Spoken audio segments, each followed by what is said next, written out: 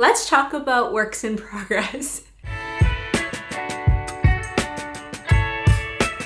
Hey guys, welcome back to the channel by Emlu. I'm Emlu, aka Marianne, and in today's video I plan on going through all of my works in progress and chatting with you guys about what my plans are for them. I alluded to in a recent podcast episode that I'm feeling a little disorganized in my knitting life, and while I attribute that to primarily the fact that I missed the seasonal transition period between summer to fall and therefore didn't really get to wrap up my summer knits and or plan really well for the fall/winter time, I just felt like maybe I would take some time and organize the WIPs that I have before casting on anything new and figuring out what I want to do with my knitting life right now. I've gathered up together my 7, maybe 8 works in progress, and I thought I would chat with you guys about the status of them, what I was thinking about, where I'm thinking about taking them, and just kind of figuring that stuff out together.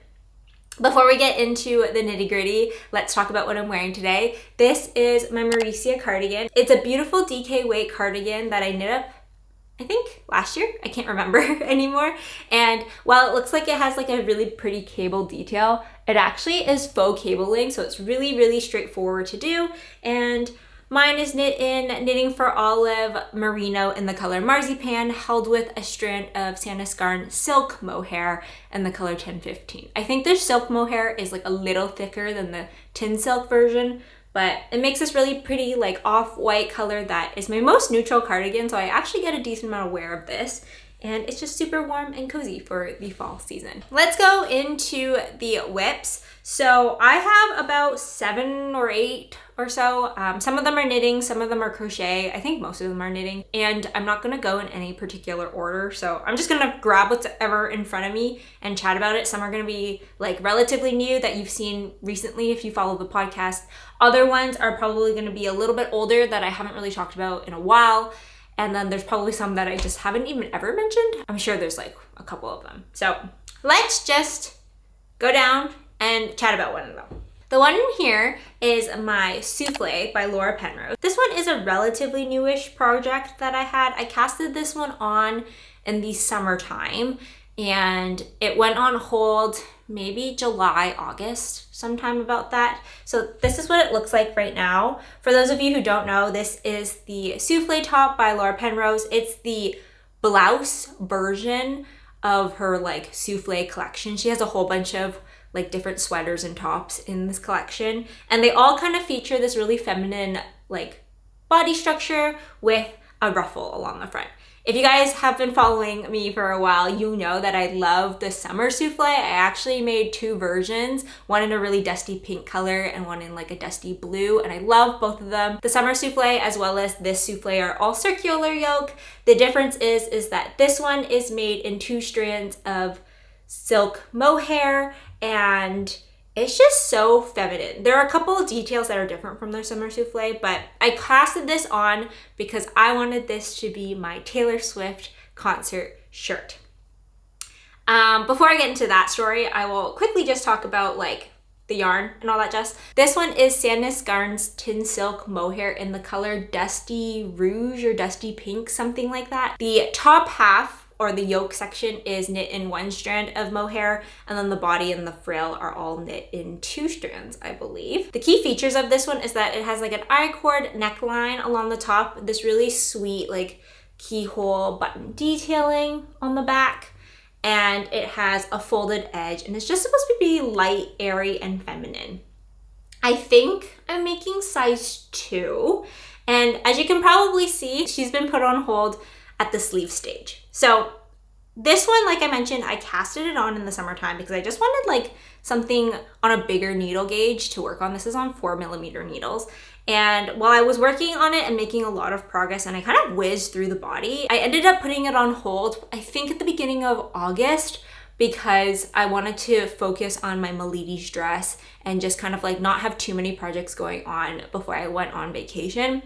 So I felt leaving this on Sleeve Island would be a good place because I'm actually kind of bad at making matching sleeves if I do them at separate times. I need to kind of do them back to back. So if I did one and I didn't do the other one immediately, that might cause some issues for myself moving forward. So I just left it as is, and I ended up pivoting and changing my mind in terms of not wearing this to Taylor Swift, and you'll see my most recent WIP that I'll talk about in this video too is the one that I'm actually gonna wear instead. So I have no like pressure to finish this one now. My plans for this one, I think, is to leave it until the springtime. I could wear it in the fall/winter, but I think one, the pink color kind of fits in better with the spring.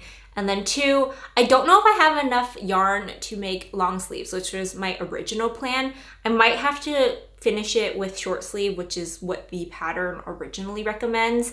And if it's gonna be a short sleeve, like frilly blouse, I think that will fit in more for the springtime. Maybe if I'm feeling ambitious, I could finish it for Valentine's Day. This would be a really cute Valentine's Day shirt. But overall, really love this. Definitely will be finishing it. Just probably won't be finishing it anytime immediately, and I'm okay with that. Just quickly, I wanted to mention that this pattern was really straightforward to follow. I will say though, because I've done both the summer souffle and the souffle, like most of the souffle, I can mention that the souffle portion or the frill portion of this one was way easier to do than on my summer souffle. The summer souffle, for mine at least, is like a cotton merino, also a little bit of yak blended yarn. And I found that such a pain in the butt to do, whereas this one was a lot easier. I probably attribute that to the fact that this like mohair is a lot more forgiving than like a more cotton heavy yarn. I was dreading doing this frill, but this frill was way easier to do than the one on my summer souffle. Next up is a project in this little project bag. My sister actually got me this one when I was really into Frenchies. And this one is a pair of socks. I actually don't know how long I've been working on this. I want to say over a year working. I mean, I haven't really been working on it, let's be real. But I feel like I casted it on last October or something like that. Like, this shouldn't be taking me this long, but it is. And so here it is in this video. These are the Guernsey Sweater Socks by Summer Lee from her Hello Sailor sock set collection. It's kind of hard to show because they're like kind of really flimsy. So I'll insert a photo of like what they're supposed to look like here. But there are these really pretty cabled socks that are a pretty straightforward cable pattern.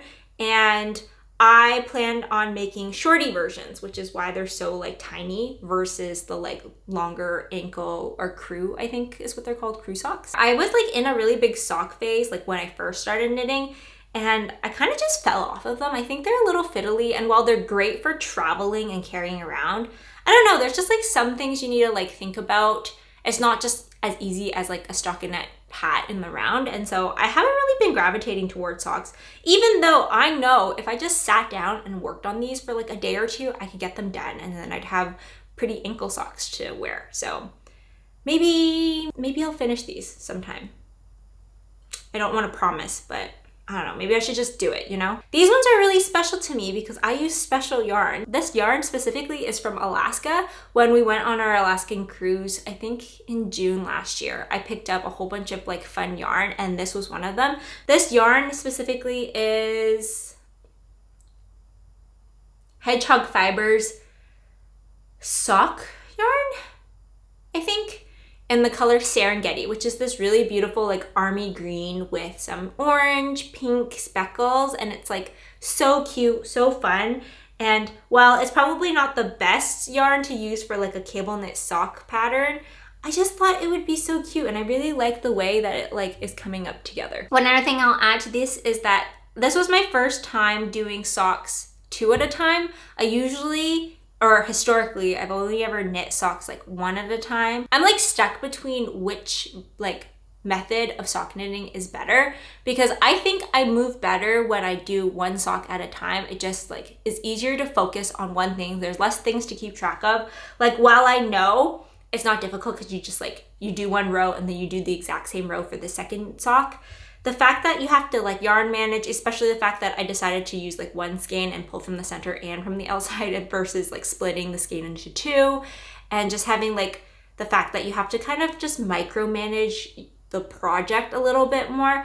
I find that like knitting socks 2 at a time is a little bit more frustrating. That being said, it's really nice that they're like identical, because when I do knit them separately, my socks never turn out the same. And while I'm okay with socks being sisters and not twins, it's also nice to have like the same socks, because sometimes one sock is longer than the other. Sometimes one sock is like wider than the other because I didn't do the right number of decreases or whatever. So pros and cons. I don't know how I feel about this. I in theory like them better, but then from an actual knitting perspective, I guess I don't, because these are shorty socks and they should not be taking me like over a year to do, but yet here they are, still unfinished. I think I haven't even touched them since the last time I said I was gonna finish them, so clearly maybe this method isn't working for me. I don't know. Let me know if there's like an alternative method to either of those. I can't really imagine there being so, or give me tips and tricks to get through socks, because I know some people are just like sock people and the other people are like not sock people. And I would like to have a big set of knit socks, especially ones that I've made, because my current sock collection are all socks that my sister made. And while I do enjoy them, all of them are like crew length, and I don't really like crew length socks. So socks that I need to finish, that I will finish. Maybe a goal I should do is to finish these by the next podcast. Maybe I can do it. We will see. I'm gonna do the next two projects back to back because they're both kind of like in the same realm. They're both blankets. One of them you guys have seen before, but you haven't seen for a while. And the other one is one that I don't think I've ever shared. Both of which are like scrappy-esque, one more scrappy than the other. The first one here, which is a little hard because I have two skeins attached to them and I guess needles, because I guess I was like mid-project. Like I didn't even know when I stopped this. This one is my half scrap blanket. If you guys are familiar in the knitting community, you guys probably recognize this as the sweep shop blanket. And it basically is, but it's also not. And what I mean by that is that this blanket in particular was inspired by the Sweet Shop blanket by Laura Penrose, but I didn't actually follow the pattern because at the time when I had started this, she didn't have the pattern out. The reason why I have this is because Laura Penrose, when she was originally doing the Sweet Shop blanket, before it even became the Sweet Shop blanket, she had showed it in her podcast and I really liked it, but she at the time said she wasn't planning on releasing a pattern, and so she gave very loose concepts in terms of what she did and was like, if you want, you can like kind of figure it out yourself that way. And so I tried to figure out, and I think I did an okay job. Her method is probably cleaner than mine. So if you want a blanket that looks like this, I would go check out her pattern. But yeah, this is what I've been calling my half scrap blanket because the premise of it was to use half scrap yarn / mini skeins and then half just like my base yarn. And it creates this really cute kind of quilt-like blanket that has structure, but it's also kind of just like fun and random with all the colors. You can see here in this shot that it is currently approximately 4x4. I'm like working on this one here. I don't know why I just stopped midway. It's just made of a whole bunch of different sock yarns that I either had on hand or mini skeins that I had on hand. And if I had the name of it, I would have put it on my Ravelry page. So if there's a color that you like in particular, go check that out. But it's just made of a whole bunch of triangles that turn into squares that turn together into a blanket. And I think this is so fun. I love this idea, and my biggest downfall with this is that I think I overthink them because I don't want it to be super planned out color-wise, but I also can't for the life of me just accept picking random colors and like letting the fates decide, because if the colors are like two of the same type of color together or too close in contrast, I find that like it's not as pleasing to the eye. So I do a tiny bit of planning, but I try to like dial it back. The reason why this is still a WIP is because it's just a big long-term project and I don't sit down and focus on it a ton, while it is a whole bunch of just like stockinette back. It's not stockinette, sorry. A whole bunch of garter stitch back and forth. So it's like quite mindless and great, but the bigger it gets, the harder it is to move. And I sometimes don't want to just work on this blanket for some reason, but it's a wonderful blanket. I do eventually want to finish it. I don't know how big I plan on going, but this is for sure too small right now. And so I will just keep plugging along and it will just show up in the podcast every once in a while. So no plans in terms of deadlines or anything for this one, but this is probably going to be a WIP for a very long time. I will quickly mention before I put this aside that this one is done on 4mm needles, so it's a DK. Most of this is fingering weight held double, And then my main color is this yarn, which is this beautiful like off-whitey color. It doesn't scream too yellow, which is why I really like it. And this is Knit Picks Stroll in their sport weight in the color Bare, B-A-R-E. I think it's their undyed version. While it is sport, it actually holds its weight pretty well with the fingering hook double. So I think it's like a heavy sport light DK, and I can get away with using it like this. It has a wonderful drape. My only condition for when I put yarn into this project is that it has to be sock yarn, because I want the nylon structure in it and the ability to wash it. So superwash sock yarn is my like requirements for this. Otherwise, yeah, my kind of scrappy blanket, but actually it has a lot of planning going on behind it. And I don't know if I could ever do a full scrap without thinking at all. And on that note, if I can put this one down, this is my other scrap blanket. So I don't think I've ever showed this before because I just started this a random day and I get spurts of working on this and I haven't worked on it in ages. But this is the corner to corner scrap blanket. It's a crochet blanket that I am trying to channel more of my scrappiness into this. That being said, I can't, as I mentioned earlier, for the life of me, just like leave it up to the fates either. So I work on this one a little bit in terms of planning that I just like don't want too much pooling of the same color.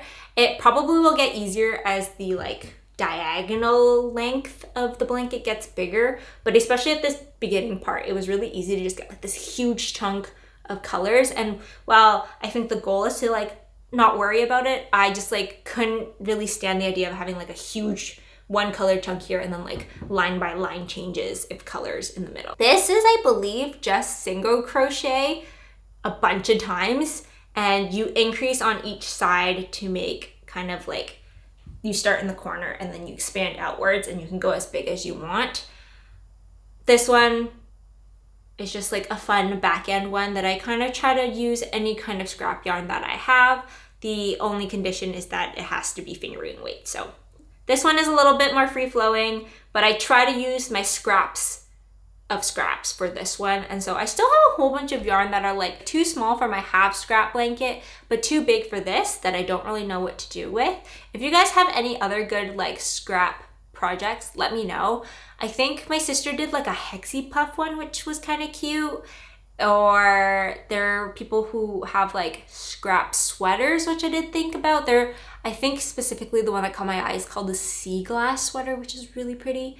But yeah, scrap blankets.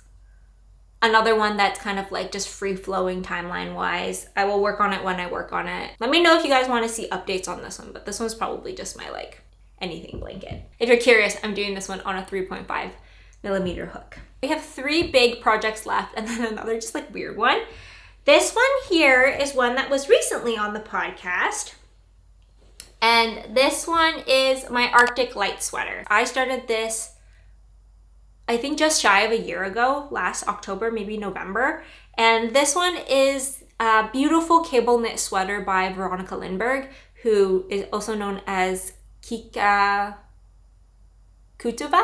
on Instagram and YouTube. She's a like knitwear designer and I love watching her vlogs, but she designed this kind of traditional looking cable knit sweater that wasn't like super cable-y, and it really enticed me because I for the longest time wanted to knit a blue cable knit sweater as an homage to a childhood sweater that I had.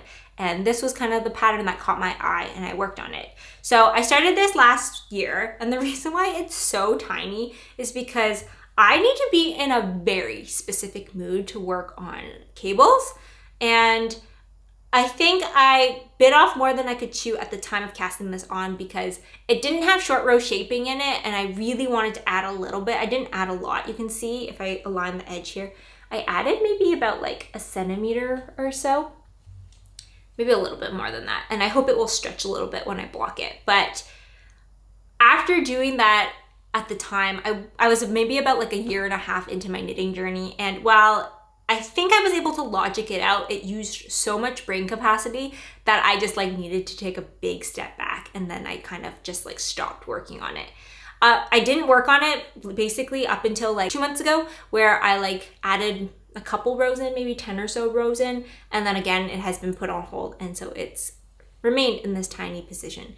Overall, I love this pattern, and I think once I get it done, it would be a beautiful sweater to have like a really chunky cable knit sweater. I don't actually have one, but yeah, I really need to be in a very specific mood to work on, I don't want to say cables in general, but like different types of cables that you kind of have to like make sure you know what part you are on, because there's so many moving like elements. Like another one that I for sure do want to finish eventually, part of me wants to finish it this year so I have like a wonderful sweater to wear in the colder months, but I don't know where the mental resistance is with it, because especially when I picked it up again a couple months ago, like I was surprised at my skill level and how much I have improved and being able to just like pick it up and understand the pattern without like as much trouble. And I can read the stitches a little bit better, so I know where I am, and like it's not as much of a hassle as it would have been to knit like as a newbie,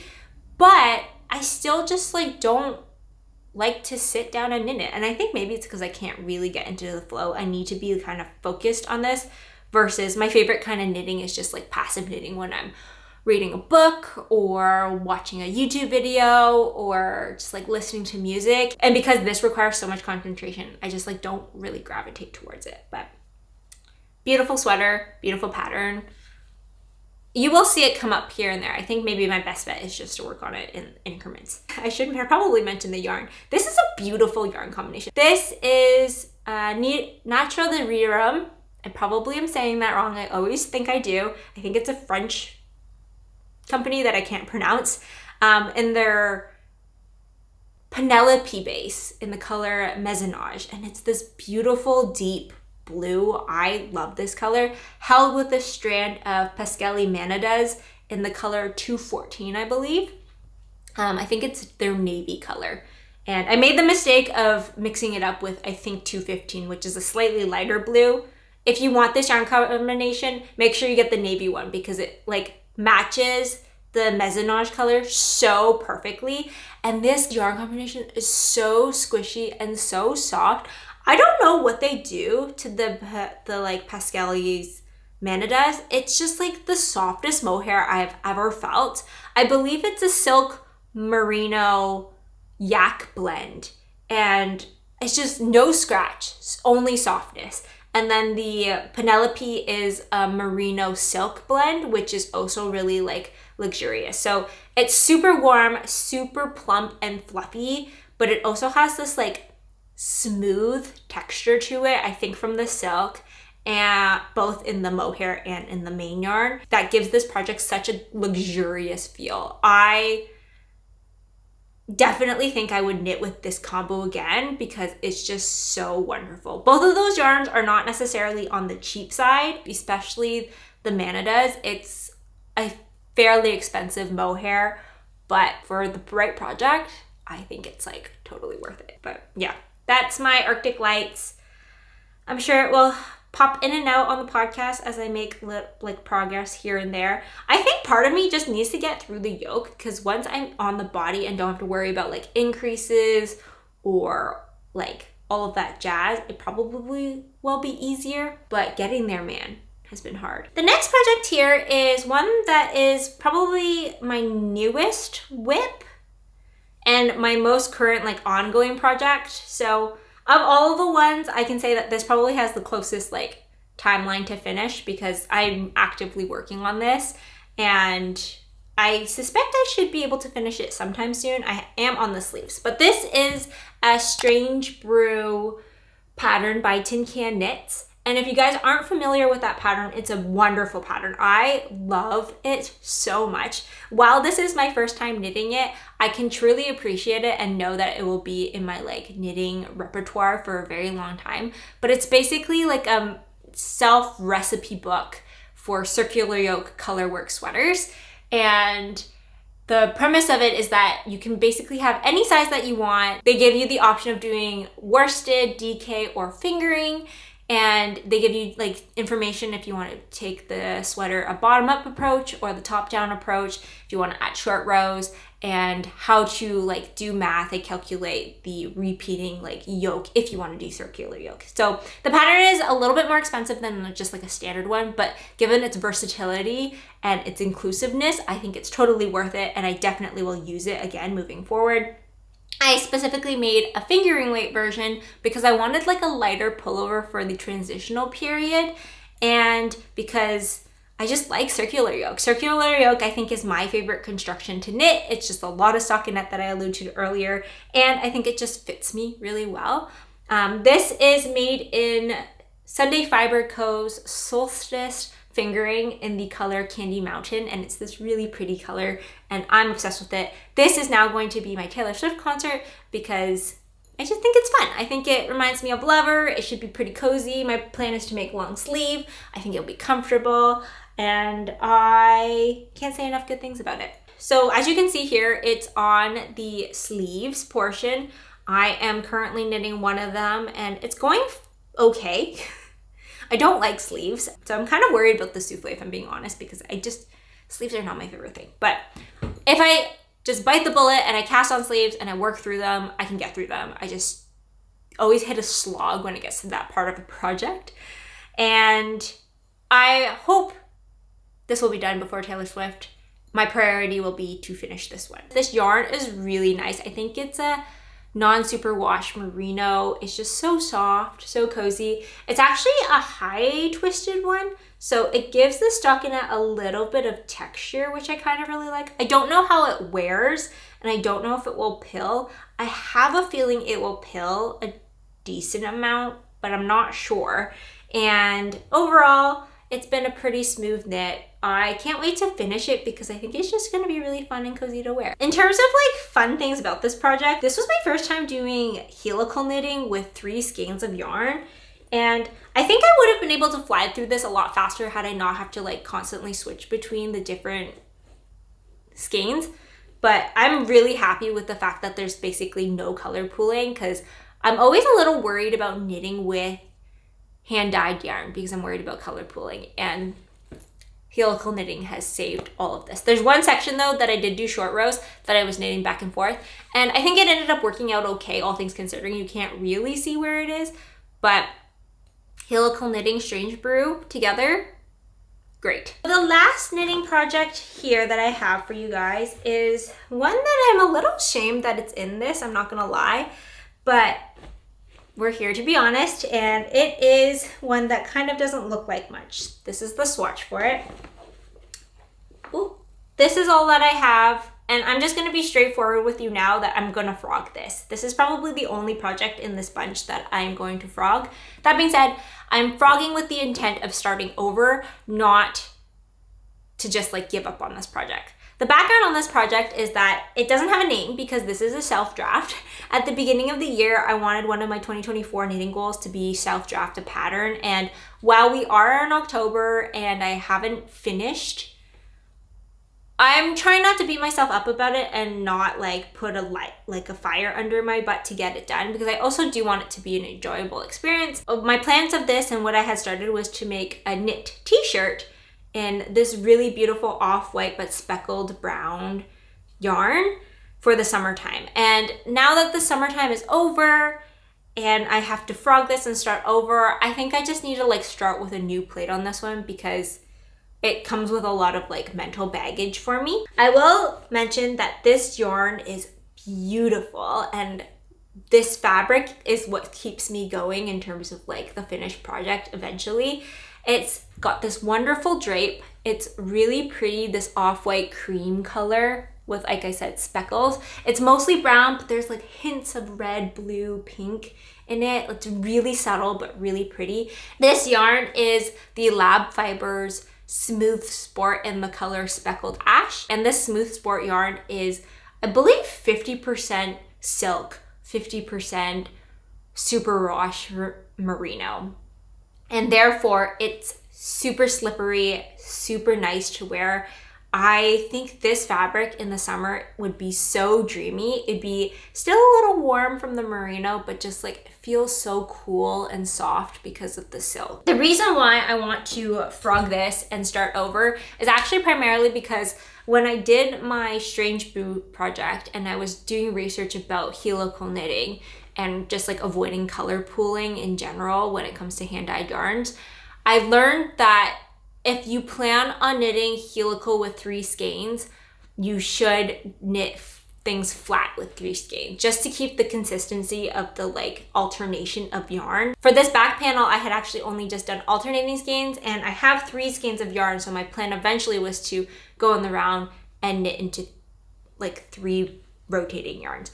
While I don't think it would be like detrimental, I'm not very far in, and so I thought, you know what, maybe I'll just frog it and start it the way I actually want it to, because I don't want to get to the end and find out that my change in alternating pattern does actually affect the look. And I'm so early on that I think it will be okay. This is a really special project to me in essence. I just need to get into the right mindset and the right season because it will be a t-shirt. And while I could do a t-shirt in the wintertime, just like I did sweaters in the summertime, I think I'm gonna save this and start on a new foot in the spring / the summertime and start it off with a lot more excitement, because I had started this when I was working on the Milady's dress, and the Milady's dress was also not like a super straightforward knit. So at that time I had like a thinking hard Milady's dress or a thinking hard self draft, and I needed something like easier to be like a palette cleanser. So this ended up going on hold because the Milady's dress was a test knit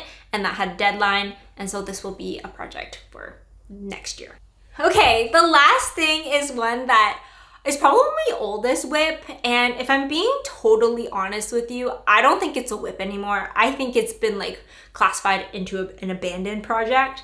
And that is because I just like, I'm not in this phase of life anymore where I want to work on it. And when I show you, you'll know what I mean, because it's a crochet stuffed penguin. And a bit of a backstory on this one. If you guys don't know like my whole crafty journey, I originally caught the crafting bug in 2022 when I was working on a temperature blanket. If you guys go back and you watch some of my older videos, you would have heard about the temperature blanket because I finished it technically in 2023 on the first day. And so it technically like got classified into my like everything I finished in 2023 videos. But I started with crochet, this giant temperature blanket, and I bought a whole bunch of yarn for that. And when I finished that project, I knew I wanted to keep moving in with the fiber arts. And so the next thing I kind of tried to work on after I finished that giant year-long project was to do kind of crochet stuffies. I found this like book of really cute stuffed animals, and they were so sweet looking. And so I bought it, and I was working on that with all the leftover yarn that I had. And this was one of the projects that I started. You can kind of see that it looks like a penguin. I even have the eyes on it. But the reason why I abandoned it was twofold. Because one, when you're working on projects like this, you need a whole bunch of different colored yarn. And I was trying to use temperature blanket yarn that I had. And its beak needed to be like a yellow with like pink cheeks, and I didn't have those colors.